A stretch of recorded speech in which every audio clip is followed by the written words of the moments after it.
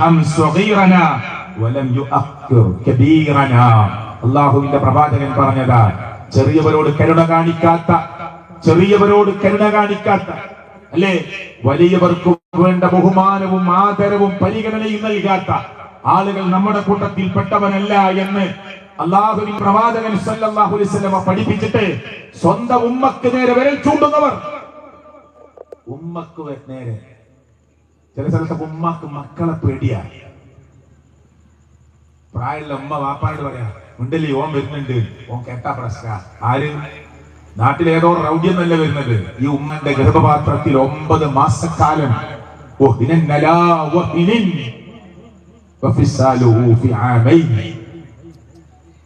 പ്രയാസത്തിന്മേൽ പ്രയാസം സഹിച്ച്, ക്ലേശത്തിന്മേൽ ക്ലേശം സഹിച്ച് 2 വർഷം നല്ല നെഞ്ചിലേക്ക് ചേർത്ത് പിടിച്ച് അമ്മിഞ്ഞപ്പാല് നൽകി. പാലില്ല, എന്നിട്ട് പല പച്ചമരുന്നും എടുത്ത് കഴിച്ചിട്ട്, അല്ല ഡോക്ടറെ പോയി കണ്ട് പ്രിസ്ക്രിപ്ഷൻ കുറിച്ചു വാങ്ങി, മെഡിക്കൽ ഷോപ്പിൽ പോയി ചില പൊടി മരുന്നൊക്കെ വാങ്ങി പാലിൽ ചേർത്ത് കഴിച്ച്, വെള്ളത്തിൽ ചേർത്ത് കഴിച്ച് ഈ കുഞ്ഞിന് വേണ്ടി പാല് കൊടുത്ത ഉമ്മ പറയാ, ഉണ്ടല്ലേ ഓൻ വരുന്നുണ്ട്. ഇല്ലേ അങ്ങനത്തെ വീട്? ഉമ്മാക്ക് മോനോടൊക്കെ ചോദിക്കണമെങ്കിൽ ആ ഓന്റെ മൂടും ഓന്റെ സ്വഭാവമൊക്കെ നോക്കിയിട്ട് വേണം. ഇപ്പൊ പറയണ്ട, ഇപ്പൊ നല്ല മൂഡിലല്ല. ആരാ? നാട്ടുരാജാവെന്നല്ല, സ്വന്തം മോനാ. ഓ ഇപ്പൊ നല്ല മൂഡിലല്ല, ഓ ഇപ്പൊ നല്ല രൂപത്തിലല്ല. സ്വന്തം മോൻ, ആ മകൻ ഉമ്മാനെ തിരിച്ചറിയാൻ പറ്റാതെ പോകുന്നു, അല്ലേ? വാപ്പാനെ തിരിച്ചറിയാൻ പറ്റാതെ പോകുന്നു. കൂട്ടരെ, ഒരു കാര്യം ഞാൻ ഓർമ്മിപ്പിക്കേട്ടോ, ഇവിടുത്തെ പുരുഷന്മാരോട് സ്ത്രീകളോടൊക്കെ, നിങ്ങൾ ഭാര്യ ഭർത്താവ് നല്ല രൂപത്തിൽ ജീവിക്കുമ്പോൾ ഞങ്ങളെ മക്കൾ ഇത് കാണുക. കുറച്ചുകൂടിയൊക്കെ ചെയ്യായിരുന്നു. ഇപ്പൊ എന്റെ വാപ്പ 2002 മരിച്ചു. ഞാനത് MA ഫാറൂഖ് കോളേജിൽ ചേരുന്ന ദിവസമാണ്. എന്റെ പഠനം കഴിഞ്ഞിട്ടില്ല.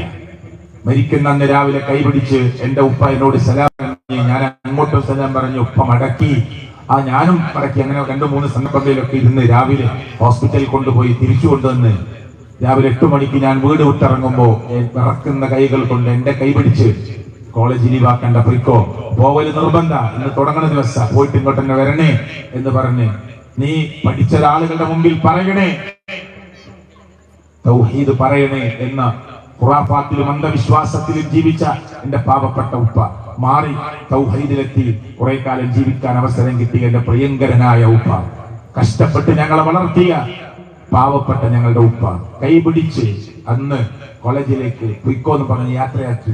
8:30 എന്റെ വാപ്പ ലോകത്തുനിന്ന് വിട പറയുമ്പോ സേരയിലിരുന്ന് ഉമ്മാന്റെ മടിയിലേക്ക് തല വെച്ച് ചരിച്ച് അവിടെ വെച്ച് മരിച്ചു പോകുന്ന എന്റെ പ്രിയങ്കരനായ ഉപ്പ. ഞാൻ എന്റെ ഉപ്പാനെ ഓർത്തുപോയതാണ്. നിങ്ങളുടെ ഒക്കെ കൂട്ടത്തിൽ നിന്ന് മൺമറഞ്ഞവരുണ്ടാവും, ബാപ്പ, ഉമ്മമാർ, ജേഷ്ഠാനിയന്മാർ. അവർക്കും എന്റെ ഉപ്പാക്കും അല്ലാഹു മഗ്ഫിറത്ത് കൊടുക്കുമാറാകട്ടെ, മർഹമത്ത് കൊടുക്കുമാറാകട്ടെ. അല്ലാഹുവേ, അവരുടെ പാപങ്ങൾ നീ പുറത്തു കൊടുക്കണേ അല്ലാഹ്. ആഴ്ചയിൽ ഒരു ദിവസമെങ്കിലും ഞാൻ നാട്ടിലുണ്ടെങ്കിൽ എന്റെ വാപ്പാന്റെ ഖബറിന്റെ അടുത്ത് ഇങ്ങനെ പോയി നിൽക്കും ഞാൻ കുറെ സമയം. അല്ലാഹ് കഷ്ടപ്പെട്ട് വളർത്തി പുറത്തു കൊടുക്കണേ അല്ലാഹ്.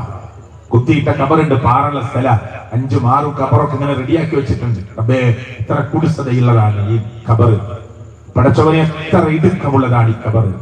പടച്ചവനെ വിശാലമാക്കി കൊടുക്കണേ അല്ലാഹ്. ഞാൻ എന്റെ വാപ്പാക്ക് ചെയ്യുന്ന ഏറ്റവും നല്ല ഒരു വലിയ കർമ്മമായിരിക്കും ഓരോ ദിവസവും ആ പ്രാർത്ഥന നടത്തുന്നത് വഴി പടച്ചവൻ എന്റെ ഉപ്പാക്ക് ഖബറിൽ വെളിച്ചം നൽകുമെന്ന് ഞാൻ വിശ്വസിക്കുന്നു. അല്ലാഹു സ്വീകരിക്കുമാറാകട്ടെ. നമ്മുടെ 5 മക്കൾ, നമ്മുടെ 4 മക്കൾ, 3 മക്കൾ അല്ലേ മരിച്ചുപോയവർ. തൃശ്ശൂരിൽ എന്റെ സുഹൃത്ത് യൂസുഫ് കൈയുടെ മോൻ 4 ദിവസം മുമ്പ് ഞാൻ പോയിരുന്ന വീട്ടിൽ പാറയിൽ നിന്ന് കാല് തന്നെ. യൂസുഫ് കാക്ക് 3 മക്കളെ, 2 പെൺകുട്ടികൾ. മൂത്ത കുട്ടിക്ക് തന്നെ ഒരു 10-25 വയസ്സേ ആയിട്ടുള്ളൂ. 2 പെൺകുട്ടികളെയും കല്യാണം കഴിച്ചിട്ടുണ്ട്. ആകെ ഒരു മോനേ ഉള്ളൂ, ചെറിയ മോൻ. പാറയിൽ നിന്ന് കാല് തെറ്റി വെള്ളത്തിലേക്ക് വീണ് മരിച്ചു. യൂസുഫ് കാ കെട്ടിപ്പിടിച്ചിട്ട് സാരല്ല എന്ന് പറയുമ്പോൾ, ഒന്നും പറയണ്ട, ഒന്നും പറയാനും സംസാരിക്കാനും എനിക്ക് കഴിയുന്നില്ല,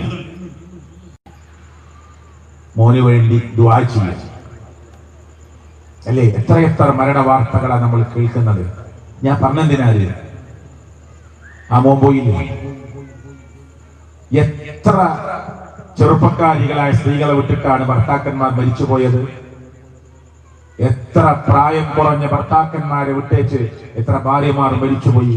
ഇപ്പൊ പുറത്ത് നിൽക്കുന്ന ആള്, ഖബറിൽ ഒരാളുണ്ടല്ലോ, പുറത്ത് നിൽക്കുന്ന ആള് കുറച്ചുകൂടി നല്ല രൂപത്തിൽ പെരുമാറായിരുന്നു. ഇപ്പൊ ചിന്തിച്ചിട്ട് എന്താ കാര്യം? ഒരു വാക്കുകളോട് ചോദിക്കുകയാണ്, അപ്പുറത്തിരിക്കുന്ന സ്ത്രീകളോട്, ധാരാളം സ്ത്രീകളുണ്ട്, നിങ്ങളെ ഭർത്താവ് മരിച്ചുപോയി എന്ന് വിചാരിച്ചോളൂ, കുറച്ചുകൂടി നല്ല രൂപത്തിൽ നിൽക്കായിരുന്നു അദ്ദേഹത്തിന്റെ അടുത്ത്. കുറച്ചൊക്കെ ഞാൻ വേദനിപ്പിച്ചിട്ടുണ്ട്, അതൊന്നും ആവശ്യമില്ലായിരുന്നു. നേരെ ഒന്ന് കൈപിടിച്ച് ഒന്ന് ചേർന്ന് നിന്ന് ഒന്ന് ചേർത്ത് പിടിച്ച് ഒരു മാപ്പ് ചോദിക്കാൻ പോലും പറ്റിയിട്ടില്ല. ചെയ്യാമായിരുന്നു, പക്ഷെ കഴിഞ്ഞില്ലല്ലോ. ഇപ്പൊ ആലോചിച്ചിട്ട് എന്താ കാര്യം? തിരിച്ച് ഭാര്യ മരിച്ചുപോയി, ചിലപ്പോ രണ്ടാമത് കല്യാണം കഴിച്ചിട്ടുണ്ടാവും. എന്നിട്ട് ഇങ്ങനെ ഒറ്റക്ക് കിടക്കുമ്പോ ചിന്തിക്കുകയാണ്, പാവ ഇരുന്നോള്. അതിപ്പോ പറഞ്ഞിട്ട് എന്താ, ഓളമൊത്തൊക്കെ ഒരു ദിവസമെങ്കിലും പറഞ്ഞു, നിങ്ങള് നീ ഒരു പാവാട്ടോ, അന്ന് എനിക്ക് ഇഷ്ടാണ്. ഞാൻ വെറുതെ പറയല്ല, മനസ്സറിഞ്ഞ് പറയാണ്, നിന്നെ വലിയ ഇഷ്ടാണ് എനിക്ക്. നിങ്ങൾ പറഞ്ഞിട്ടുണ്ടോ? ഓള് മരിച്ചു, നിങ്ങൾ പുറത്താ, ഓള് ഖബറില. അപ്പൊ അങ്ങനെ പറയാ മറ്റോലോട്, പാവ ഇരുന്നോള്. ഞാൻ അവളെ മനസ്സിലാക്കാൻ സത്യത്തില് എനിക്ക് കഴിഞ്ഞില്ല. ഇപ്പൊ ആലോചിച്ചിട്ട് എന്താ കാര്യം? അതുകൊണ്ട് സുഹൃത്തുക്കളെ, ഒന്ന് ചിന്തിക്കണം എന്നാണ് ഞാൻ ഈ പറയുന്നത്, ഒന്ന് ആലോചിക്കണം. അതിങ്ങനെ സമയം കഴിഞ്ഞ് പോയ ബസ്സിന് കൈയാട്ടിയിട്ട് കാര്യമില്ല, അറിയില്ല. അത് ഇപ്പൊ ചിന്തിക്കണം. നമ്മൾ ഒരാൾ ഖബറിൽ, ഒരാൾ പുറത്ത്. അപ്പൊ ഇങ്ങനെ ചിന്ത വരും, അപ്പൊ ഇങ്ങനെ ആലോചന വരും. അതുകൊണ്ട് കാര്യമൊന്നുമില്ല. കുറച്ചൊക്കെ ഒന്ന് താഴ്മ കാണിക്കുക. ഈ അഹങ്കാരം ഉണ്ടല്ലോ, ഞാൻ കുറഞ്ഞു പോവോ, താന്നു പോവോ, ഞാൻ ഓളെ മുമ്പിൽ തോറ്റു പോവോ, ആ ഓളിന്റെ മേലെ കയറുവോ, അങ്ങനെയൊക്കെ ചിന്തയാണ്. കൂട്ടരെ ചില ആളുകൾ ഇത് നല്ല സ്നേഹമാണ് ഉള്ളില്, ശരിക്കും പ്രകടിപ്പിക്കാൻ കഴിയില്ല. പിന്നെ എന്തിനാണ് സ്നേഹം? മരിക്കുമ്പോ ഖബർക്കൊരാളല്ല. എന്റെ മക്കളോട് നല്ല ഇഷ്ടമാണ്, ശരിക്കും പ്രകടിപ്പിക്കാൻ കഴിയില്ല. അങ്ങനെ ചില ആളുകൾ പറയാം. ചില മക്കൾ പറയും, ഇത് വാപ്പാനും ഉമ്മ ജീവനാണ്, ശരിക്കും പ്രകടിപ്പിക്കാൻ കഴിയില്ല. പിന്നെ എന്തിനാണ് കെട്ടിപ്പൂട്ടി പാത്തക്കാലത? കെട്ടിപ്പൂട്ടി പാത്തക്കാല സ്നേഹം പ്രകടിപ്പിക്കാനുള്ളതാണ്. മക്കളത് കാണണം. മക്കളുടെ സ്നേഹം തിരിച്ച് മാതാപിതാക്കൾക്ക് കിട്ടണം. കരുണയോടുകൂടിയുള്ള സ്നേഹം കിട്ടണം, കരുതലോടുകൂടിയുള്ള സ്നേഹം കിട്ടണം. തിരിച്ചു മറിച്ചൊക്കെ അത് കിട്ടുമ്പോ അവർ മനസ്സ് തുറക്കും. തെറ്റിപ്പോകുമ്പോ ഉമ്മാനോട് പറയും, ഉമ്മ എന്നൊരുത്തം മാടി വിളിക്കുന്നുണ്ട്, കഥ പറഞ്ഞു തരും. ഉമ്മാക്ക് തിരുത്തി കൊടുക്കാൻ പറ്റും. ബാപ്പാനോട് പറയും, ബാപ്പാ എന്റെ ജീവിതത്തിൽ ചെറിയൊരു പിഴവ് സംഭവിച്ചിട്ടുണ്ട്. ആദ്യഘട്ടത്തിൽ തന്നെ വാപ്പ കേൾക്കുമ്പോ കരുതലോടുകൂടി ചേർത്ത് പിടിച്ച് സ്നേഹത്തോടെ ഉപദേശിക്കുമ്പോ മോൻ മാറും. അവസരം ഉണ്ടാക്കി കൊടുക്കണം. വാപ്പാന് പേടിയാണ്, ഉമ്മാന് പേടിയാ അല്ല, എല്ലാം പറയണം. ഈ പേടിയൊക്കെ ഉണ്ടാവേണ്ടത് ആദരവിലാണ് പേടി ഉണ്ടാവേണ്ടത്, മനസ്സിലായില്ലേ? ബഹുമാനത്തിലാണ് പേടി ഉണ്ടാവേണ്ടത്. വാപ്പ എടുത്ത ചൂരലിലല്ല, ഉമ്മ കാണിച്ച കണ്ണുരുട്ടലിലല്ല, ആദരവിലും ബഹുമാനത്തിലും ഉണ്ടാകേണ്ട പേടിയുണ്ട്. അതുണ്ടാകണം. അത് ദീനുള്ളവർക്കേ നടക്കൂ. അതിനാ നമ്മൾ അള്ളാന്റെ ദീന് പഠിക്കണം എന്ന് പറയുന്നത്. വീട്ടിന്റെ ഉള്ളില് ദീനുണ്ടാവണമെന്ന് പറയുന്നത്. കുറച്ചൊക്കെ നമ്മൾ വിനീതരായി മാറണമെന്ന് പറഞ്ഞത്. നമ്മൾ എത്ര വിനീതരാകുന്നോ അത്രത്തോളം അള്ളാഹ് നമ്മളെ ഉയർത്തും. അള്ളാന്റെ റസൂല് പറഞ്ഞു, മൻ തവാളഅ ലില്ലാഹ്, ആര് അല്ലാഹുവിന് വേണ്ടി വിനയപ്പെടുന്നുവോ, പ്രിയപ്പെട്ടവരെ താഴ്മ കാണിക്കുന്നുവോ, റഫഅഹുല്ലാഹ്, അല്ലാഹു അവനെ ഉയർത്തും. അള്ളാഹുവിനെ ഉയർത്തുക ചെയ്യാ, അഹങ്കാരമില്ലാതെ. എത്ര നല്ല ഇൽമുള്ള ഒരു മനുഷ്യനാ, അയാളുടെ സ്വഭാവം കണ്ടില്ലേ? അതങ്ങനെ ഉയർത്തുകയാണ്. അല്ല ഉയർത്തുക. എത്രയോ മനുഷ്യരുടെ പ്രാർത്ഥന അവർക്ക് ഇങ്ങനെ കിട്ടുക. പിന്നെ വീട്ടിന്റെ ഉള്ളില് അങ്ങോട്ടും ഇങ്ങോട്ടും കുശുമ്പ്, ഇളച്ചി, മൂത്തച്ചി, നാത്തൂന് കണ്ട് ഞാൻ അങ്ങനെ വിശദീകരിച്ച് പറയാൻ ആഗ്രഹിക്കുന്നില്ല. അസൂയ. സ്വന്തം ജ്യേഷ്ഠന്റെ ജോലിക്ക് പോലും, ഞാൻ സംസാരിച്ചൊരു വിഷയത്തിലാ പറയണ കേട്ടോ, ജ്യേഷ്ഠന് നല്ലൊരു ജോലിയും നല്ലൊരു വീടൊക്കെ ആയി, അതിന് അനുജനും അനുജന്റെ ഭാര്യയ്ക്ക് അസൂയ. എന്നിട്ട് വേറെ ആരൊക്കെ കാണാൻ പോവുക, മനസ്സിലായില്ലേ? നമ്മളെ ആദർശ കുടുംബമൊന്നുമല്ല.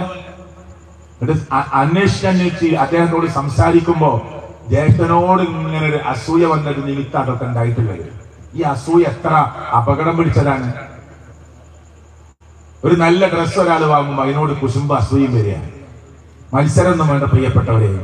അതുകൊണ്ട് റസൂല് പറഞ്ഞത്, നിങ്ങൾ താഴെ നോക്കിക്കോ. എല്ലാവർക്കും ഒരുപോലെ ആവാൻ കഴിയില്ല. പഠിച്ചവനെ എല്ലാവരും ഒരുപോലെ ആക്കാൻ കഴിവില്ലേ? എന്തിനാ അള്ള ഇങ്ങനെ കാറ്റഗറൈസ് തിരിച്ചത്? എന്തിനാ അങ്ങനെ ചെയ്തത്? ഞാനൊരു സ്ഥാപനം നടത്തുന്നുണ്ട്, അവിടെ ഓട്ടിസ്റ്റിക് മക്കളുണ്ട്, ഓട്ടിസം ബാധിച്ച മക്കള്. അള്ളാഹ്ക്കന്റെ അതൊന്നുമില്ലാത്ത കുട്ടികളെ ആ രക്ഷിതാക്കൾക്ക് കൊടുക്കാൻ കഴിയില്ലേ? അല്ല പരീക്ഷിക്കുക. മെന്റലി റിട്ടാർഡഡ് ആയ കുട്ടികളുണ്ടവിടെ, കണ്ണ് കാണാത്ത മക്കളുണ്ടവിടെ, ലേണിംഗ് ഡിസാബിലിറ്റി ഉള്ള കുട്ടികളുണ്ടവിടെ. ഒരു ബുദ്ധിക്ക് ഒരു പ്രശ്നമല്ല. ശരീരത്തിന് വൈകല്യമുള്ള മക്കൾ 116ഓളം മക്കളെ നമ്മൾ സംരക്ഷിക്കുന്നുണ്ട്. എന്റെ ആ രക്ഷിതാക്കളൊക്കെ മീറ്റിങ്ങിൽ ചില ഉമ്മാരിങ്ങനെ പറയും, സ്ഥാപനം തുടങ്ങിയതിന് ശേഷം എനിക്കൊരു ചെറിയ ജോലിക്കൊക്കെ പോകാൻ പറ്റൂ, അല്ലെങ്കിൽ ഈ മോനെ 18 വയസ്സുള്ള മോനെ 5 വയസ്സ് മുതൽ 40 വയസ്സുള്ള ആൾക്കാരുണ്ട് നമ്മളെ സ്ഥാപനത്തിൽ. അപ്പൊ ഉമ്മാരാണ് 40 വയസ്സുള്ള ഒരു മകളെ, ഒരു മോന്റെ ഒക്കെ ഉമ്മാക്ക് ഏറ്റവും ചുരുങ്ങിയത് ഒരു 55-60 വയസ്സായിട്ടുണ്ടാവില്ലേ? ഓല് വരിക ഇപ്പഴാ ഒരു പണിക്കൊക്കെ പോകാൻ പറ്റുന്നത്. അപ്പുറത്തെ വീട്ടിൽ പോയിട്ട് ഒരു 4 പാത്രം കേക്കി കൊടുത്താലെങ്കിലും എന്തെങ്കിലും ഒരു അരി വാങ്ങാതെ ക്യാഷ് കിട്ടൂലേ? ഈ മോന് ജനിച്ചെന്ന് പോയത് അവന്റെ വാപ്പ അറിയില്ലാണ് അല്ലേ? എത്ര പരീക്ഷണങ്ങളാണ്. എന്ത് അള്ളാഹ്ക്ക് കഴിവില്ലേ എല്ലാവർക്കും നല്ല മക്കളെ കൊടുക്കാൻ? നമ്മളെ പരീക്ഷിക്കാനുള്ള, നമ്മളെ പരീക്ഷിക്കാനുള്ള. അതുകൊണ്ട് സുഹൃത്തുക്കളെ, മനുഷ്യർ വ്യത്യസ്തരാണ്.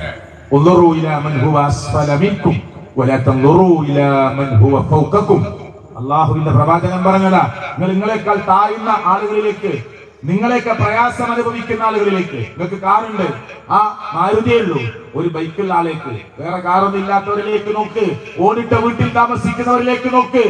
ഇന്നും പഞ്ചായത്തിൽ അപേക്ഷ കൊടുത്ത് ഒരു 4 ലക്ഷം രൂപ കിട്ടിയാൽ പണി തുടങ്ങാമായിരുന്നു എന്ന് വിചാരിച്ച് 3 സെന്റിൽ ഒരു 500 സ്ക്വയർ ഫീറ്റ് തറയിട്ട് കാത്തിരിക്കുന്നവരിലേക്ക് നോക്ക്. അപ്പൊ മനസ്സിലാവും പടച്ചോൻ നമുക്ക് തന്ന അനുഗ്രഹം. ആയിരക്കണക്കിന് ലക്ഷക്കണക്കിന് കിഡ്നി രോഗികളിലേക്ക് നോക്ക്.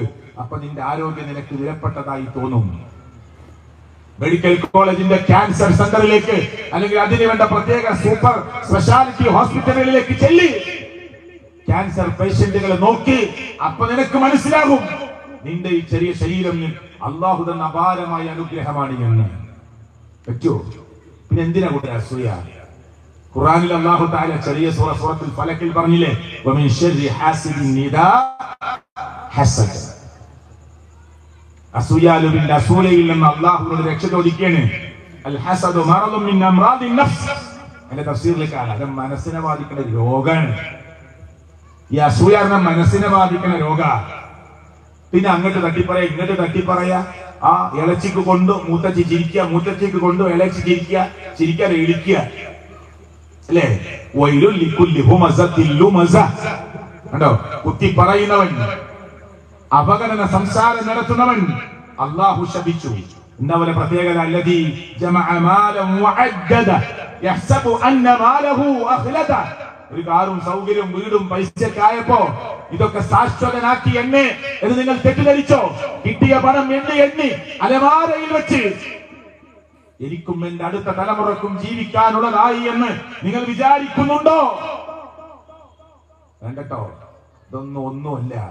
കടുത്ത രോഗം നിന്ന് പരീക്ഷിച്ചാൽ തീർന്നു പോകാനേ ഉള്ളൂ. കൈ നീട്ടേണ്ടി വരും ചിലപ്പോ മറ്റൊരാളുടെ മുമ്പിൽ. അവിടെ ദൂർത്തു വേണ്ട, പൊങ്ങച്ചം വേണ്ട, പ്രശസ്തിക്ക് വേണ്ടി വലിയ തറവാടാന്ന് കാണിക്കാൻ, എന്റെ മോളെ കല്യാണം ആ മുണ്ടേങ്ങരയിലെ ചരിത്ര സംഭവമായി എന്ന് പറയാൻ, ഈ പരിസരത്തെ ഏറ്റവും നല്ല കല്യാണമായിരുന്നു എന്ന് പറയാൻ വേണ്ട കൂട്ടരെ, വേണ്ട. അപകടമാണ്. അല്ലാഹുവിന്റെ പ്രവാചകൻ പറഞ്ഞു, ഖൈറുൻ നിക്കാഹി ഐസറു.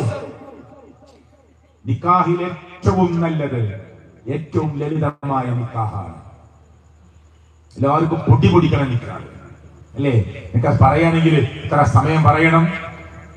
നമ്മളെ മുജാഹിദുകൾ എന്ന് പറയുന്ന നമ്മളെങ്കിലും ഒന്ന് ശ്രദ്ധിക്കുക കേട്ടോ.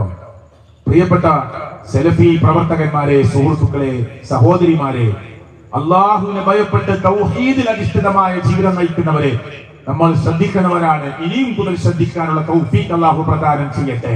മുസ്ലിം ഉമ്മത്ത് വളരെ വളരെ വളരെ അപകടത്തിലേക്കുള്ള യാത്രയിലാണ്. കല്യാണം പെണ്ണ് കാണൽ മുതൽ അങ്ങോട്ട് തുടങ്ങാണ്. ഓൻ പോയി കണ്ടു, എന്റെ വാപ്പാക്കും ഉമ്മാക്കൊന്ന് കാണണം, എന്റെ പെങ്ങൾക്കൊന്ന് കാണണം, എന്റെ ഉമ്മാക്ക് കാണായിക്കോട്ടെ, പോരാ. ഉമ്മാന്റെ അഞ്ചത്തിന്റെ കുട്ടി കഴിയും, കാണാൻ പ്രശ്നമൊന്നുമില്ല. എളാപ്പാന്റെ മൂക്ക് കാണണം, മൂത്താപ്പാന്റെ മൂക്ക് കാണണം, കണ്ടാ പോരാ. ഇതൊക്കെ ഗിഫ്റ്റ് കൊടുക്കണം. ഒരാളുടെ കയ്യിൽ കുത്തബ്മിനാർ ആകൃതിയിൽ മിഠായി, ഒരാള് താജ്മഹലിന്റെ ആകൃതിയിൽ മിഠായി, ഒരാള് ബുർജ് ഖലീഫിന്റെ ആകൃതിയിൽ മിഠായി. അതൊന്നും പോരാ. പിന്നെ ഗുഡ്സിൽ, ഇവര് കാറിൽ ഗുഡ്സിൽ വേറെ, അതങ്ങനെ വലിപ്പത്തരപ്പോ. എന്നാലേ ഒരു അവിടെ ഫോട്ടോ ഒക്കെ എടുത്ത് നിക്കാഹൊന്നും ചെയ്തിട്ടില്ല. പിന്നെ അപ്പോഴേക്കും കണ്ടുറപ്പിച്ചു. എന്നിട്ട് രണ്ടാളും ചേർന്ന് നിന്ന് ഫോട്ടോ എടുക്കൽ തുടങ്ങി. ഉമ്മാന്റെ ഫോണിക്ക് വിളിക്കാനോ, അവന് കൊള്ളൊന്ന് സംസാരിക്കണം, നിക്കാഹ് ചെയ്തിട്ടില്ല. അപ്പൊ ഉമ്മ പറയാണ്, എടി അനക്കാണ്, എന്നിട്ട് കൊടുത്തു പോണു. എന്തെങ്കിലും അത്യാവശ്യ കാര്യം ഒരു ഡ്രസ്സിനെ പറ്റി ചോദിക്കാനൊന്നുമില്ല, എങ്ങനെ സംസാരിക്കുക, അങ്ങനെ രാത്രി സംസാരിച്ചിരിക്കുക. ഉമ്മാന്റെ ഫോണില, പാപ്പാന്റെ ഫോണില, അല്ലെങ്കിൽ അവളുടെ ഫോണില. എന്നിട്ട് നിക്കാഹിന് മുമ്പേ എല്ലാം പറഞ്ഞു, ഇനി രഹസ്യങ്ങളൊന്നും പറയാനില്ല. എന്ത് ലോകത്തേക്കാ പോണത്? ക്രെയിൻ ഉപയോഗിച്ചിട്ട് ഇങ്ങനെ മിഠായി ഡെക്കറേറ്റ് ചെയ്ത് താഴ്ത്തി കൊടുക്കുക. പെണ്ണ് കാണൽ ചടങ്ങോ, നിക്കാഹിന്റെ ചടങ്ങോ, ഏതോ ചടങ്ങാ യൂട്യൂബിൽ കണ്ടതാ അല്ലേ?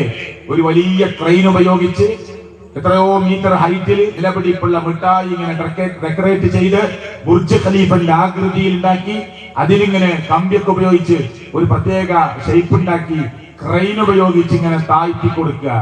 അപ്പോ ഓളിങ്ങനെ കൈയടിയിൽ വെക്കുക, എല്ലാവരും കൂക്കി വിളിക്കുക, കൈയടിക്കുക. കൊറോണയല്ല, അതിന്റെ അപ്പുറം തിരിച്ചു വരും, അതിന്റെ അപ്പുറം തിരിച്ചു വരും. കാരണം മനുഷ്യർ പഠിച്ചിട്ടില്ല. കല്യാണം കൊറോണ സമയത്ത് നടന്നില്ലേ? വാപ്പ മരിച്ചപ്പോ വാപ്പാന്റെ മയ്യത്തിന്റെ അടുത്ത് എല്ലാ മക്കൾക്കും പേരക്കുട്ടിയാക്കും നിസ്കരിക്കാൻ പറ്റാത്ത സാഹചര്യം ഉണ്ടായിരുന്നു. 4 ആൾ നിസ്കരിച്ചാൽ മതി, 3 ആൾ മതി, ഖബറിന്റെ അടുത്ത് ആരും വരണ്ട, ഒക്കെ മറന്നു. പൊങ്ങച്ചാണ്, ധൂർത്താണ്, അമിതഭയമാണ്. എല്ലാം എത്ര പെട്ടെന്നാ മറക്കുന്നത്. സർവ മനുഷ്യരെയും ജാതി മത വ്യത്യാസമില്ലാതെ അവന്റെ മൂക്കും മുഖവും അവന്റെ വായുമൊക്കെ മൂടിക്കെട്ടാൻ നിർബന്ധിതരായ ഒരു കൊറോണയുടെ കാലം അവൻ മറന്നുപോയി.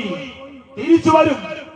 പുതിയ പുതിയ രോഗങ്ങൾ കേട്ടുകൊണ്ടിരിക്കുക അല്ലേ? പുതിയ പുതിയ രോഗങ്ങൾ കേട്ടുകൊണ്ടിരിക്കുക. വലിയ വലിയ അറിയപ്പെട്ട രാഷ്ട്രീയ പൊളിറ്റിക്കൽ രംഗത്തെ ലീഡേഴ്സ് പറയാ, യുവതികൾക്ക് യുവാക്കൾക്കൊക്കെ വലിയ വലിയ രോഗങ്ങൾ വന്നുകൊണ്ടിരിക്കുന്നു. എങ്ങനെ വരാതിരിക്കും? എങ്ങനെ വരാതിരിക്കുക? ആണും പെണ്ണും ചുംബന മത്സരം. അതിനെന്തിനാ എതിർക്കണമെന്നാ ചോദിക്കുന്ന ആൾക്കാർ, വലിയ നിരീക്ഷകന്മാർ, രാഷ്ട്രീയ രംഗത്തെ വലിയ വലിയ ആളുകൾ വരെ അതൊന്നും എതിർക്കേണ്ട ആവശ്യമില്ല. പിന്നെ രാത്രി കടപ്പുറങ്ങളിൽ എന്തിനാ സമയ നിയന്ത്രണം ഏർപ്പെടുത്തുന്നത്? നേരം പുലരുവോളം ആളുകൾ ഇരിക്കട്ടെ. ആണും പെണ്ണും ഒരു പ്രായപൂർത്തിയായവരല്ലേ, അതിരുന്നോട്ടെ. നിങ്ങൾക്കെന്താ? കല്യാണം കഴിച്ചൊരു പെണ്ണ് വേറൊരുത്തന്റെ കൂടെ പോയാൽ ആ ഭർത്താവ് കേസ് കൊടുത്താൽ രണ്ടാളെയും വിളിക്കുക, പോയവനെ വിളിക്കുക, അവളെയും വിളിക്കുക, അവളെ ഭർത്താവിനെ വിളിക്കുക. ഇവന്റെ കൂടെ പോണോ അവന്റെ കൂടെ പോണോ? ഇവന്റെ കൂടെ പോവാനാ, കാമുകന്റെ കൂടെ. എന്നാ പോയിക്കോ, നീ വേറെ എന്തെങ്കിലും ചെയ്യ്, വേറെ മാർഗല്ല. നിയമം അങ്ങനെ പറയുന്നത്. ഇപ്പോ ഇങ്ങനെ വല്ലാതെ ജനങ്ങൾക്കിടയിൽ സംസാരിക്ക പലരും, ഞാൻ ആരും പേര് പറയാൻ ആഗ്രഹിക്കില്ല, രാഷ്ട്രീയ നേതാക്കന്മാരൊക്കെ പറയണേ, കരുതണേ, പുതിയ പുതിയ രോഗം വന്നുകൊണ്ടിരിക്കുന്നുണ്ട്. ഹയർ സെക്കൻഡറിയിലും ഹൈസ്കൂൾ തലങ്ങളിലൊക്കെ പുതിയ വാക്സിൻ എടുക്കുന്നതിനെ കുറിച്ച് ആലോചിച്ചുകൊണ്ടിരിക്കുകയാണ്. പല ജ്വരങ്ങളാണ് അല്ലേ, വ്യത്യസ്ത പനികളാണ്. എയ്ഡ്സായിരുന്നു മുമ്പ് നമ്മൾ കേട്ടിരുന്നു. ഇന്ന് എന്തൊക്കെ രോഗങ്ങളാ, ലൈംഗികമായ അതിക്രമത്തിന്റെ, അവിഹിത ബന്ധങ്ങളുടെ. എവിടേക്കാ ഈ കുട്ടികളൊക്കെ കൊണ്ടുപോയത്? Gender neutrality. ജനിച്ച കുട്ടി, ആ കുട്ടിയുടെ സർട്ടിഫിക്കറ്റിൽ എന്ത് വേണ്ട പാസ്സാക്കിയിട്ടില്ല. ചർച്ച നടന്നു, പതുക്കെ പതുക്കെ വരും. അതൊക്കെ ഇങ്ങനെ തൽക്കാലം ഇങ്ങനെ പത്തി മടക്കി വെച്ചതാണ്. ഇനിയും വരും. എന്താ പറഞ്ഞത്? ജനിക്കുമ്പോ കുട്ടിയുടെ പേര് ചേർക്കാനുള്ള കോളുണ്ടാവാം, അച്ഛന്റെ അമ്മന്റെ പേര് ഒക്കെ വരാം, പക്ഷെ കുട്ടിയുടെ ജെൻഡർ വേണ്ട. എന്താ ജെൻഡർ? ആണോ പെണ്ണോ എന്ന് വേർതിരിക്കണ്ട, അതിന് കോളേ ആവശ്യമില്ല. അതാ കുട്ടി വലുതായി 18 വയസ്സാകുമ്പോൾ പറയും ഞാൻ ആണാണ്, അപ്പൊ തീരുമാനിച്ചാൽ മതി. അപ്പൊ നമ്മൾ ഇസ്മായിൽ എന്നൊക്കെ പേരിട്ട് ഒരു കുട്ടി ഇങ്ങനെ 18 വയസ്സാകുമ്പോൾ പറയാണ്, പാപ്പാ ഞാൻ ആണല്ലോ, ഞാൻ ഫാത്തിമയാവാൻ പോവാ. എന്നാ ശരി, അപ്പൊ തീരുമാനിക്കാം, ഇവൻ പെണ്ണാണ്, ഇവള് പെണ്ണാണ്, അല്ലെങ്കിൽ ഇവൻ പെണ്ണാണ്. അവിടേക്കാ പോണത്. പിന്നെ വലിയ വലിയ കോളേജുകളിൽ പറയണേ, ഇത് ആൺകുട്ടിയാക്ക് വേറെ ടോയ്ലറ്റ്, പെൺകുട്ടിയാക്ക് വേറെ ടോയ്ലറ്റ്. എന്തിനാണിത്? ഒരു ജെൻഡർ ന്യൂട്രൽ ടോയ്ലറ്റ് പോലെ. ആണും പെണ്ണൊക്കെ ഒരേ ടോയ്ലറ്റ് ഉപയോഗിച്ചാൽ എന്താ പ്രശ്നം? അതിന്റെ പ്രശ്നം ഈ പറയുന്നത്, യുവാക്കൾക്ക് ധാരാളം രോഗം, യുവതികൾക്ക് ധാരാളം രോഗം. ഇന്ന് വരെ കേട്ട് പരിചയമില്ലാത്ത അത്ഭുതകരമായ അസുഖങ്ങളിലേക്ക് പുതിയ രോഗം ഇങ്ങനെ കടന്നു പോകുന്നു, കൂപ്പുകുത്തുന്നു. നിലവിളിക്കുന്ന മനുഷ്യരോട് പറയുന്നു അല്ലേ, ലഹരിക്കെതിരെ ഇവിടുത്തെ മുസ്ലിമും അമുസ്ലിമും ഒക്കെ ഒരേ സ്റ്റേജിൽ നിന്നുകൊണ്ട് പറഞ്ഞു, ഈ പുതിയ തലമുറയെ, ഈ ന്യൂജൻ വിഭാഗത്തെ കാർന്നു തിന്നുന്ന അതിഭീകരമായ മാരകമായ ലഹരിയാണ് നാട്ടിൽ ഇങ്ങനെ പറന്നുകൊണ്ടിരിക്കുന്നത്. ഇവിടെ ജാതിയും മതവും വർഗവും മറന്ന് ഒറ്റക്കെട്ടായി നിന്ന് ലഹരിക്കെതിരെയുള്ള പോരാട്ടം നടത്തണമെന്ന് പറഞ്ഞതുപോലെ ഇതാ അടുത്ത ഒരേ സ്റ്റേജിൽ ജാതിയും മതവും എല്ലാം മറന്ന് വർഗവും വർണ്ണവും മറന്ന് ഉറക്കെ പറയാൻ പോവുകയാണ്. അടക്കി നിർത്തൂ നിങ്ങളുടെ കുട്ടികളെ. ആണിനെ ആണായി കാണൂ, പെണ്ണിനെ പെണ്ണായി കാണൂ. അവർക്ക് പ്രത്യേക ടോയ്ലറ്റുകൾ വിവച്ഛേദിച്ച് വേർതിരിച്ചു കൊടുക്കൂ.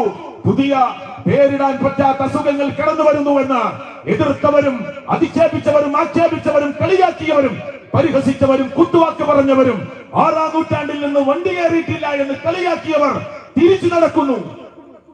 ഇൻഷാ അല്ലാഹ് കാണാൻ പോകുന്നു. അധികമൊന്നും ആയിട്ടില്ല. ഇതൊക്കെ പറയാൻ തുടങ്ങിയിട്ട് കൊല്ലങ്ങളെ ആയിട്ടുള്ളൂ. വരാൻ പോകുന്നുള്ളൂ പൂരം. ഇതാണ് ഇസ്ലാം പറഞ്ഞത്. അല്ലാഹുവിന്റെ മതം മുൻകൂട്ടി മനുഷ്യരെ പഠിപ്പിക്കുന്നത് നന്മയിലേക്ക് ക്ഷണിക്കാനാണ്. അതുകൊണ്ട് സാന്ദർഭികമായി സൂചിപ്പിച്ചു എന്ന് മാത്രം. പ്രിയപ്പെട്ടവരെ, ഞാൻ പറഞ്ഞു വെച്ചത് വിവാഹത്തിന്റെ ദൂർത്ത്. അവിടെ ഒരു നിയന്ത്രണമില്ല. അവിടെ വാപ്പാക്ക് റോളില്ല, എളാപ്പാക്ക് റോളില്ല. എളാപ്പ പറയും, ഓരോട് പറഞ്ഞത്. മൂത്താപ്പ പറയും, അഞ്ചനായിരക്കാള്. കല്യാണം നടക്കുന്ന ചെറുപ്പക്കാരന്റെ വാപ്പ പറയും, ഇരിക്കുന്ന ഇവിടെ സത്യത്തിൽ ഒരു നിയന്ത്രണമല്ല, ഒക്കെ ഓന്റെ കൂട്ടുകാരാ. ഇങ്ങനെ കൈ ഒഴിഞ്ഞു മാറിയാൽ പടച്ചോന്റെ കോടതി നമ്മളെ വെറുതെ വിടുമെന്ന് ആരും വിചാരിക്കേണ്ട. യുവാക്കളോട് ഞാൻ പറയാം, അവിടെയൊക്കെ തന്റെ ഇടം കാണിക്കേണ്ടത്. എന്തെങ്കിലും ഒരു ചെറിയ പ്രശ്നം ഉണ്ടാവുമ്പോഴേക്കും അവിടെ ഓടിയെത്തും ആളുകൾ. എത്തേണ്ട സ്ഥലമാണെങ്കിൽ എത്തണം, ഇതിലൊന്നും പ്രശ്നമില്ല, തർക്കമില്ല. പക്ഷെ ഇടപെടേണ്ട സ്ഥലത്ത് പെണ്ണിന്റെ വീട്ടിൽ പോയി വെറുതെ കോലാഹലം ഉണ്ടാക്കുക, തടയാൻ ഒരു കുട്ടിയില്ല, മിണ്ടൂല. ഇങ്ങനെ നിൽക്കുക, മഹലിത്തെ ആളുകൾ മിണ്ടൂല. ഇതൊന്നും പറഞ്ഞിട്ട് കാര്യമില്ല. എല്ലാരും കൂടി എതിർക്കണം. തോന്നിവാസത്തെ വിട്ടുകൊടുക്കാൻ പാടില്ല. പുതിയാപ്പിളയെ പിടിച്ചു വെക്കുക, ഓനെ ഇന്ന് വിടൂല എന്ന് പറയാ. എന്റെ ആദ്യ രാത്രി കൊളാക്കുമെന്ന് പറയാ. ഇനി പിറ്റേന്ന് വിട്ടാൽ അതിന്റെ പിറ്റേന്നാ സുഹൃത്തുക്കളെ ഓന്റെ ആദ്യ രാത്രി നിലയിലിരുന്നല്ലോ അല്ലേ? 4 ദിവസം കഴിഞ്ഞിട്ട് അവനെ വിട്ടത്. അപ്പോൾ അവന്റെ ആദ്യ രാത്രി കുറെ പൊട്ടന്മാര് വിഡ്ഢികളായി കുറെ തോന്നിയാസങ്ങൾ വിളിച്ചറിയാം. ഞങ്ങളെ കല്യാണത്തിന് വെറുതെ ഒച്ചുണ്ടാക്കിയതുകൊണ്ട് ഓനെ ഇന്ന് ആ വീട്ടിലേക്കേ വിടുന്നില്ല. എന്നിട്ട് അവിടെ പോയി ബഹളം ഉണ്ടാക്കുക. പെണ്ണിന്റെ വീട്ടിൽ നിന്ന് ലാത്തി ചാർജ് ചെയ്യേണ്ടി വന്ന വീടുണ്ട്. പരിശോധിച്ചു നോക്ക് നിങ്ങൾ. പോലീസിനെ വിളിച്ച് അടിച്ചോടിക്കേണ്ടി വന്നു ക്ഷണിച്ചു വരുത്തിയ മനുഷ്യരെ. എവിടേക്കാ യാത്ര? എവിടേക്കാണ് ഈ പോകുന്നത്? ഈ പൊങ്ങച്ചത്തിനും ഗർവിനും അത് പരിധി വിടുമ്പോ അള്ളാഹു ഏത് നാടിനെയും ശുദ്ധീകരിക്കാൻ അള്ളാഹു തീരുമാനിക്കും. അവിടെ മുസ്ലിം ഉമ്മത്തിനോട് ഞാൻ പറയാ, 6 ദിവസം മദ്രസയിൽ പോകുന്നവരാ ഈ ഉമ്മത്തിൽപ്പെട്ടവർ. സമസ്തയിൽപ്പെട്ടവര് രാവിലെ മദ്രസ, വൈകുന്നേരം മദ്രസ. എന്നിട്ട് കാളവണ്ടിയിൽ പുതിയണ്ണം പുതിയാപ്പള്ളി, JCBയുടെ ബക്കറ്റില് പുതിയണ്ണം പുതിയാപ്പള്ളി, അങ്ങാടി കൂടി കുതിരപ്പുറത്ത് കയറ്റിയിരുത്തി. അവള് വേണ്ട കണ്ടു കയറ്റിയിരുത്തി. താഴെ വീണു, കാല് പൊട്ടി. കല്യാണത്തിന്റെ അന്ന് തന്നെ കാല് പൊന്നു. ചിന്തിച്ചോക്ക് നിങ്ങള്. ആ പെണ്ണ് ബഹളം ഉണ്ടാക്കുക വേണ്ട, എന്നിട്ട് പിടിച്ച് കയറ്റിയിരുത്തുക. മനസ്സിലായില്ലേ? ഭർത്താവിന്റെ കഴുത്തിലേക്ക് മാലയിടുക. ഇതിന് ജാതിയൊന്നുമില്ല. ഈ മുസ്ലിം മതത്തിൽപ്പെട്ടവര് മാലയിട്ടൊടുക്കുക, അവർ ഇങ്ങോട്ട് ഇട്ടൊടുക്കുക. അതുകൊണ്ട് ഓരോ ദിവസം നീളണ്ട്. അതുകൊണ്ട് ഓന്റെ കൂട്ടുകാർ പൊക്കി പിടിക്കുക. എവിടേക്കായി തോന്നിയാസങ്ങൾ പോണത്? മയ്യത്ത് കട്ടില് പുതിയാപ്പള്ളി ഇരുത്തുക. മയ്യത്ത് കട്ടില് പള്ളിന്ന് ഒരുപാട് മയ്യത്തിനെ കൊണ്ടുപോയ മയ്യത്ത് കട്ടിൽ അയച്ചെടുത്തിട്ട് അതിൽ പുതിയാപ്പള്ളി ഇരുത്തുക. എന്നിട്ട് കുറെ മഫ്തിയും പറഞ്ഞിട്ട് സ്ത്രീകൾ ബാക്കിൽ പാട്ടും പാടി കുറെ ചെറുപ്പക്കാര് മയ്യത്ത് കട്ടിലും പിടിച്ച് ഇവനായി ഇരുത്തിക്കൊണ്ടു. അതേ മയ്യത്ത് കട്ടിൽ അള്ളാഹ്ക്ക് കുറെ കിടത്താൻ പറ്റും, ഒരിക്കലും മണിക്കാത്ത വിധത്തിൽ. പക്ഷെ അള്ളാഹ് തോന്നിവാസത്തിന് സമയം കൊടുക്കുക ചെയ്യുക. മനസ്സിലായില്ലേ? തോന്നിവാസത്തിന് സമയം കൊടുക്കും. ഇതിലൊന്നും പ്രതികരിക്കാൻ ആരുമില്ല. അതൊക്കെ രസാ എല്ലാവർക്കും. കല്യാണത്തിന്റെ പേരും പറഞ്ഞ് തുള്ളിച്ചാടുക, ഒരു പ്രശ്നമല്ല. സ്ത്രീകൾക്കൊക്കെ ഇങ്ങോട്ട് എന്തോ ഫ്രീഡം കിട്ടിയ പോലെ ഇങ്ങോട്ട് ചാടി കളിക്കുകയാണ്. ഒരു അതപില്ല, മര്യാദയില്ലാത്തൊരവസ്ഥയിലേക്ക് ഈ ഉമ്മത്ത് മുന്നോട്ട് പോയിക്കൊണ്ടിരിക്കുക. അല്ലാഹു തആല ഈ ഉമ്മത്തിനെ ഏറ്റവും നല്ല രൂപത്തിൽ മുന്നോട്ട് പോകുന്ന, നയിക്കാൻ പറ്റുന്ന ഒരു ടീമാക്കി ഈ ഉമ്മത്തിനെ അല്ലാഹു നമ്മെ മാറ്റി അനുഗ്രഹിക്കുമാറാകട്ടെ. സ്ത്രീകളെ, നിങ്ങൾ കല്യാണം, പെൺകുട്ടികളെ, നിങ്ങളുടെ കല്യാണം വരുമ്പോ നിങ്ങൾ പറയണം, എനിക്ക് ദീനുള്ള പുതിയാപ്പിളയെ വേണം. നിങ്ങൾ കല്യാണം അന്വേഷിക്കുമ്പോ എനിക്ക് ദീനുള്ള പെൺകുട്ടിയെ വേണം. ഈ ദുനിയാവ് ഒരു വിഭവമാണ്. അള്ളാഹുവിന്റെ പ്രവാചകൻ പറഞ്ഞു, ഈ ദുനിയാവിലെ വിഭവങ്ങളിൽ ഏറ്റവും ഖൈറായ വിഭവം അൽ മർഅതു സ്വാലിഹ, നല്ല സ്വഭാവമുള്ള, മര്യാദയുള്ള, ദീനി ചിട്ടയുള്ള, നിഷ്ഠയുള്ള നല്ല ഒരു സ്ത്രീയാണ് എന്ന് മുഹമ്മദ് റസൂൽ സ്വല്ലല്ലാഹു അലൈഹി വസല്ലം. അവിടെ വിവാഹത്തില് ബാപ്പാന്റെ നട്ടെല്ല്, എളാപ്പാന്റെ നട്ടെല്ല്, മുത്താപ്പാന്റെ നട്ടെല്ല് വളഞ്ഞുപോയി. അതിന് മുമ്പൊക്കെ ഭയങ്കര ഉഷാറായിരുന്നു. കല്യാണ തലേന്ന് പന്തലിൽ ഗാനമേള നടക്കുമ്പോ മിണ്ടണില്ല, മുപ്പതും കസാരയിൽ നിന്ന് ഇങ്ങനെ കാലുമകാലും കെട്ടിച്ച് അവിടെ ഇരിക്കുക, ഉണ്ടാവാതെ. നട്ടെല്ല് വളഞ്ഞു പോയൊരു സമൂഹമായി നമ്മൾ മാറരുത്. അവിടെയൊക്കെ ദീനുണ്ട്. അല്ലാതെ ദീനന് ഒരു സ്ഥലത്ത് മാത്രമല്ല, രാഷ്ട്രീയത്തിൽ ദീനുണ്ട്. എന്ത് നെറുകയോട് വിളിച്ചറിയാൻ പറ്റുന്ന ഒന്നല്ല രാഷ്ട്രീയം. നമുക്ക് തോന്നിയതൊക്കെ വിളിച്ചറിയാൻ പറ്റുന്ന ഒന്നല്ല. അവിടെയൊക്കെ നേരും നെറിയൊക്കെ ഉണ്ട്, ശരിയും തെറ്റുണ്ട്, ധർമാധർമ്മങ്ങളുണ്ട്. അത് മനസ്സിലാക്കിക്കൊണ്ട് മുന്നോട്ട് പോകാൻ നമുക്ക് കഴിയണം. പെൺകുട്ടികൾക്ക് വിവാഹം വേണ്ടാന്നാണ് ഈ പുതിയ തലമുറ പറയുന്നത്. ഒരു പെൺകുട്ടി യൂട്യൂബിൽ പറയുന്നത് അതൊക്കെ രക്ഷിതാക്കളും സമൂഹവും ഞങ്ങളുടെ മേൽ അടിച്ചേൽപ്പിക്കുന്ന ഒരു സമ്പ്രദായമാണ്. എന്തിനാണ് ഈ വിവാഹം? ആ കുട്ടി ചോദിക്കുക. ഈ ഒരു പുരുഷന്റെ ഒപ്പം ജീവിക്കാനാണോ? അതിന്റെ ആസ്വാദനം കണ്ടെത്താനാണോ? അതിന് ലിവിങ് ടുഗദർ പോലെ വെറുതെ എന്തിനാ ഈ ഒപ്പുവെച്ച് ബാധ്യത ഏറ്റെടുക്കുന്നത്? പിന്നെ അയാളുടെ കൂടെ മാത്രമേ എനിക്ക് നടക്കാൻ പറ്റൂ, അയാൾക്ക് എന്റെ കൂടെ മാത്രമേ നടക്കാൻ പറ്റൂ. അതാ സിനിമാ സംവിധായകൻ വരെ പറഞ്ഞ് നിങ്ങൾ കേട്ടിട്ടുണ്ടാവും. ഞാൻ ആവർത്തിക്കണില്ല, വിശദീകരിക്കണില്ല. എന്റെ സിനിമ കണ്ട് ഒരു 10 വിവാഹമോചനം നടന്നാൽ എന്റെ സിനിമ വിജയിച്ചു എന്നതിൽ ഞാൻ സംതൃപ്തിപ്പെടും എന്നാണ് കേരളത്തിലെ മലയാള രംഗത്തെ സംവിധായകൻ പറഞ്ഞത്. എന്റെ സിനിമ കണ്ട് പോകുമ്പോ ഒരു 10 കുടുംബം ഇനി അന്ന എനിക്ക് വേണ്ടട്ടോ എന്ന് ഭർത്താവ് അങ്ങോട്ട് പറയാൻ ഭാര്യ അങ്ങോട്ട് പറഞ്ഞ് പിരിയണം എന്നാ ഞാൻ എന്റെ സിനിമ വിജയിച്ചു എന്ന് തീരുമാനിക്കുന്ന. കാരണം എന്താ? ഈ കല്യാണമാണ് ഇവിടെ പ്രശ്നം, വിവാഹം ഉള്ളത് കൊണ്ടാണ് ഇവിടെ പ്രശ്നം. അതുകൊണ്ട് ഞാൻ കല്യാണത്തെ എതിർക്കണം. എന്തിനാണ്? അയാൾ പറയാ കല്യാണം എന്ന് പറഞ്ഞാൽ പിന്നെ എന്റെ ഭാര്യയുടെ കൂടെ തന്നെ നിൽക്കണം, ഇത് വേറൊരു സ്ത്രീയുടെ അടുത്ത് പോകാൻ പാടില്ല. അപ്പൊ ഓള് ചോദ്യം ചെയ്യും, ഭയങ്കര പ്രശ്നം. ഒരാളെ കൊന്നാലും വരെ അത്ര പ്രശ്നമില്ല, അതൊക്കെ കുറച്ച് കഴിയുമ്പോൾ മറക്കും. ഞാൻ വേറൊരു പെണ്ണിന്റെ അടുത്ത് പോയാൽ ഓള് മറക്കൂലെന്ന്. അതുകൊണ്ട് കല്യാണം വേണ്ടാണ്. എനിക്കത് ഏറ്റവും മോശപ്പെട്ട സ്ഥലമായിട്ടാണ് തോന്നുന്നത്. അല്ലാഹുവിന്റെ ദീൻ പഠിപ്പിച്ചതോ നിങ്ങൾ വിവാഹം കഴിക്കൂ. ഇദാ തസവ്വജൽ അബ്ദു ഫഖദ് ഇസ്തക്മല നിസ്ഫദ്ദീൻ ഫലിയത്തഖില്ലാ ഫീമാ ബഖിയ. നിങ്ങൾ കല്യാണം കഴിക്കുക, നിങ്ങളെ ദീനിന്റെ പകുതി ഭാഗം അതിലൂടെ നിങ്ങൾക്ക് പൂർത്തീകരിക്കാൻ പറ്റും. കുറെ കാര്യങ്ങൾ കൺട്രോൾ ചെയ്യാൻ പറ്റും. കണ്ണിനെ നിയന്ത്രിക്കാൻ, വൈകാരിക തലങ്ങളെ നിയന്ത്രിക്കാൻ, ജനനേന്ദ്രിയത്തെ നിയന്ത്രിക്കാൻ, അതേ വീട്ടിലേക്ക് എത്താൻ, ഒരു ഉത്തരവാദിത്ത ബോധം കിട്ടാൻ, തന്റെ കുടുംബത്തോടുള്ള ഒരു നല്ല റെസ്പോൺസിബിലിറ്റി അവന്റെ മനസ്സിലേക്ക് ഒരു ഉത്തരവാദിത്ത ബോധം വരാൻ ഒക്കെ സഹായകമായി മാറും. അപ്പൊ ദീൻ അവന്റെ ഉഷാറാകും. നല്ലൊരു സഹധർമ്മിണിയെ കിട്ടണം, നല്ല സ്വഭാവമുള്ള ഒരു പെണ്ണ്. അതുകൊണ്ടാണ് അള്ളാഹുവിന്റെ പ്രവാചകൻ സല്ലല്ലാഹു അലൈഹി വസല്ലമ കല്യാണം പല രൂപത്തിൽ നടക്കുന്നുണ്ട്. ദീൻ സെലക്ട് ചെയ്തോ എന്ന് പറഞ്ഞത്. ബാക്കി ഒന്നും ഉണ്ടായിട്ട് കാര്യമില്ല. 40ഓളം കൊല്ലം വാട്ടബെഡിൽ കിടത്തി നോക്കിയ ഭർത്താവ് മരിക്കുമ്പോ എന്റെ പ്രിയപ്പെട്ട ഭർത്താവിന് എനിക്ക് നോക്കി പൂതി തീർന്നിട്ടില്ല. കല്യാണം കഴിഞ്ഞ് 2 മാസത്തിന് മുമ്പ് പ്രിയപ്പെട്ട വളർന്നതാ കയ്യും കാലും ശരീരമൊക്കെ. ആ ഭർത്താവ് പറയാൻ പറ്റുന്ന മനസ്സിലാവുന്ന രൂപത്തിൽ തിരിയുന്ന വിധത്തിൽ പറഞ്ഞു, പൊയ്ക്കോ, ഞാൻ ഒഴിവാക്കി തരാന്ന്. എന്നിട്ടോ ഇല്ല, ഞാൻ പോവില്ല, നിങ്ങളെ നോക്കി എനിക്ക് സ്വർഗം കിട്ടണം. 1 കൊല്ലല്ല നോക്കിയത്, 40 കൊല്ലം. 40 കൊല്ലം നോക്കി. മൂത്രം കാഷ്ടം തുടച്ചെടുത്ത് വൃത്തിയാക്കി കഴുകിക്കൊടുത്ത് 40 കൊല്ലം. 19ാമത്തെ വയസ്സിൽ വന്നിട്ട് 40 കൊല്ലം. എന്നിട്ട് മരിക്കുമ്പോ പറയണേ, ഡോക്ടർമാരോട് ചോദിക്കുക, സൂപ്പർ സ്പെഷ്യാലിറ്റി ഹോസ്പിറ്റൽ ഉണ്ടെങ്കിൽ കൊണ്ടാവാ, ഇത് നോക്കിയിട്ട് മതിയായിട്ടില്ല. എന്തേ അവരെ കുറിച്ച് പറയാനുള്ളത്? അല്ലാഹു അവർക്ക് സ്വർഗം കൊടുക്കുമാറാകട്ടെ.